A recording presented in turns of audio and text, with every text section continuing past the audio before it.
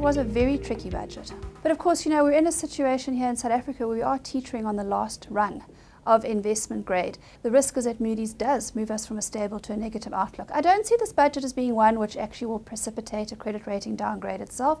I do, however, think that the risk of a negative outlook still remains, purely predicated on the back of the fact that the debt levels, the percentage of GDP, rose quite substantially.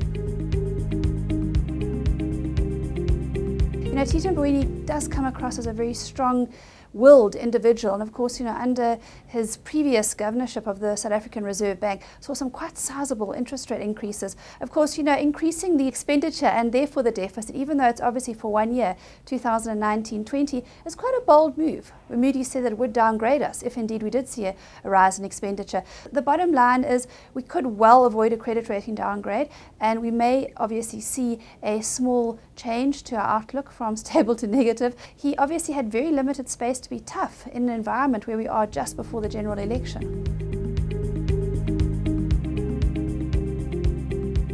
Balancing expenditure and revenue is always the key focus of any budget. And I think, the worry is that yes, our debt levels have risen somewhat, but of course it's a very marginal rise. And I think this is going to be the two decisions that Moody's has to make. Does it go on the debt increase in projections, or does it obviously, of course, go on the fact that, we are looking like we are starting to take our financial problems on board. We are looking like we want to become fiscally healthy in the long run, and of course there may be a bit of pain in the short term, but moving forwards we are trying to get our expenditure levels back within the realms that they need to be. But there certainly seems to be quite a thorough analysis of the problems that we face, and of course bringing Eskom into the equation and really looking at the amount of monies we need to deliver from it.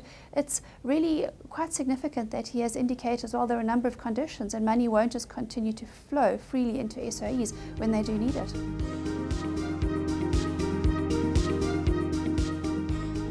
Probably if it wasn't in an election year, we would have had some tax increases. The fact is that we have got a very weak economy, and hiking taxes, given the fact that the tax buoyancy rate has actually turned negative, could well see even a lower tax take than we've currently got tabled.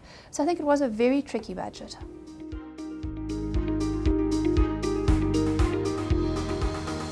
I feel that the budget was quite well handled. Of course, we are in a situation in South Africa where we have two other credit rating agencies who have us on a sub-investment grade rating, and that's Fitch and Standard & Poor's. We really find ourselves at risk, I think, that if we do see Moody's drop us to a sub-investment grade rating, that we continue to see a decline in our credit ratings, and that really moves from BBB to BB, that's a swap between investment and sub-investment grade, but declining further to single B and ultimately to the C levels, that's a real risk for South Africa.